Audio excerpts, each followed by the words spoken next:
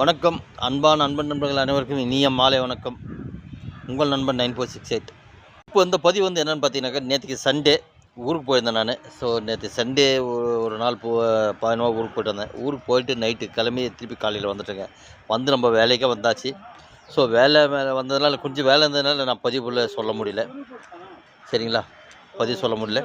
So அதே மாதிரி பார்த்திங்கன்னா இப்போ வேலை முடிஞ்சது, வீட்டுக்கு கிளம்பக்கூடிய டைம் ஆகிடுச்சு.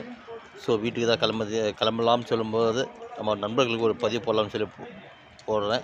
கண்டிப்பாக பிடித்து லைக் பண்ணுங்கள். முதல் முறையாக பார்க்குறவங்க தான் கண்டிப்பாக சப்ஸ்கிரைப் பண்ணுங்கள்.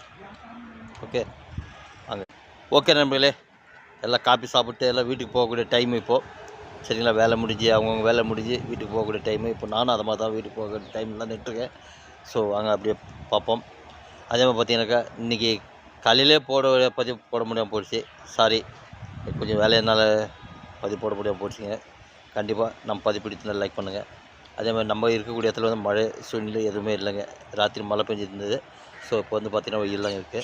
காட்டுறோம் பாருங்கள் வானத்தில் லேசான வெயில் இருக்குது. ஸோ அதே மாதிரி பார்த்திங்கனாக்கா எந்த ஒரு மேகம் மூட்டமாக தான் இருக்குது. ஆனால் மழை வர மாதிரி நோக்கம் இல்லைங்க. இப்போது தற்போதைய வானிலை அது மாதிரி இருக்குது. ஓகே நண்பர்களே, உங்கள் இடத்துல எப்படி இருக்குன்றதை கண்டிப்பாக கமெண்ட்டில் சொல்லுங்கள். மறக்காமல் ஷேர் பண்ணுங்கள் நம்ம பதிவு. ஓகே வாங்க பார்ப்போம். ஓகே நண்பர்களே, நம்ம கிளம்பக்கூடிய டைம் ஆகிட்டுருக்கு. மீண்டும் அடுத்த பதிவு சந்திக்கும் முறை உங்களுடன் உங்கள் நண்பன் 9468. பாய், சியோ. மறக்காமல் சப்ஸ்கிரைப் பண்ணிடுங்க.